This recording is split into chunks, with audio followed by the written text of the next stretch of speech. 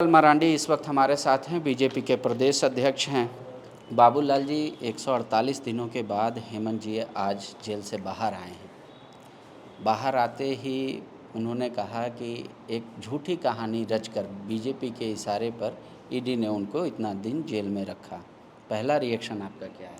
देखिए, पहली बात तो मैं कहूँगा, अदालत ने उनको अंदर रखा था, अदालत ने उनको जमानत दिया है, उसमें हम कहाँ हैं।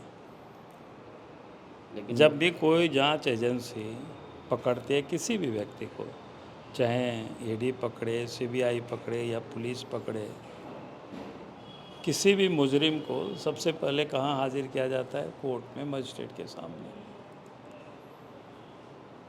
कोर्ट में उनका बयान या बाकी सारे कुछ सुना जाता है, उसके बाद फिर उसको जेल भेजते हैं।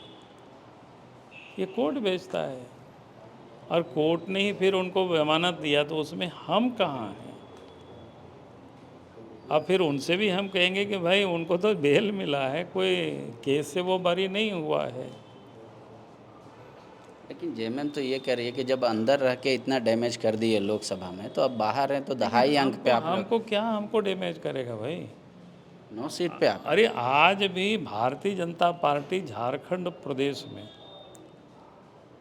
सबसे अधिक लोकसभा की सीटें हम जीते हैं, वोट के नाते भी सबसे अधिक हम वोट लाए हैं।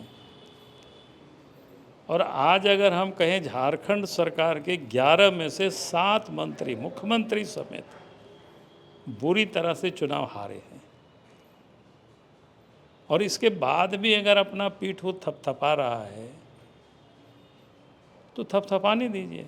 एक आखिरी सवाल, हेमंत जी क्या बाबूलाल जी के लिए टेंशन पैदा कर सकते हैं विधानसभा चुनाव में, ऐसा लगता है? क्योंकि अब तो बोल रहे एक से हमारे लिए क्या करेंगे? हमने तो कहा कि भाई उनके पिताजी, सब लोगों को हमने चुनाव में जनता ने बता चुकी है।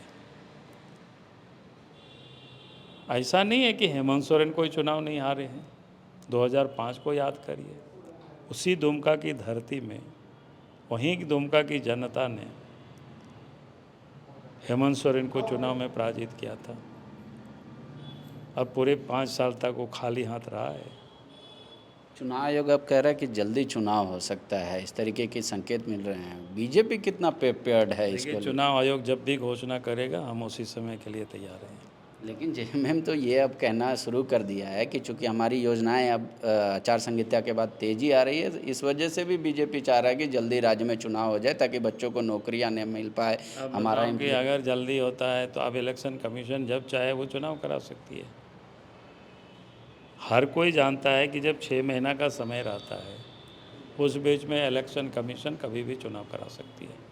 ये कानूनन प्रोविज़न है। अगर आज वो अन्य राज्यों के साथ अगर पहले चुनाव कराना चाहते हैं, देश के प्रधानमंत्री तो कहते ही हैं कि भाई 1 नेशन 1 इलेक्शन, तो अगर 1 महीना के आगे पीछे में अगर 7 चुनाव होता है और एक साथ होता है तो कितना अच्छा होगा। परेशानी भी दूर होगी। धीरे धीरे हमें तो इस ओर जाना चाहिए। मतलब आप भी इसके पूरे जोर पक्षधर हैं कि 1 नेशन 1 इलेक्शन कॉन्सेप्ट आना चाहिए? देखिए, मैं तो व्यक्तिगत रूप से मैं इसके पक्षधर हूँ।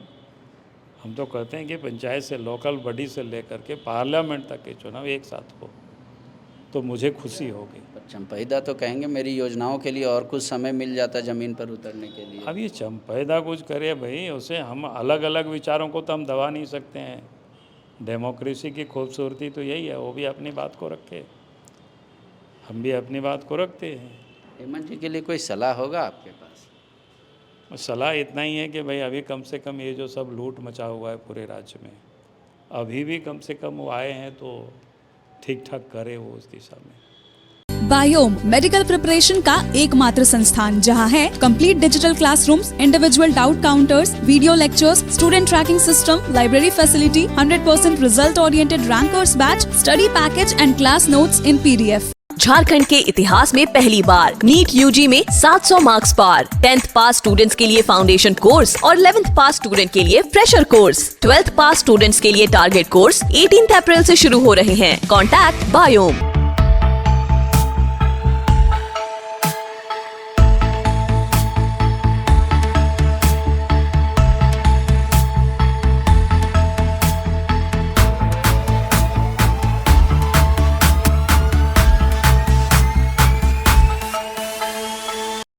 thefollowup.in.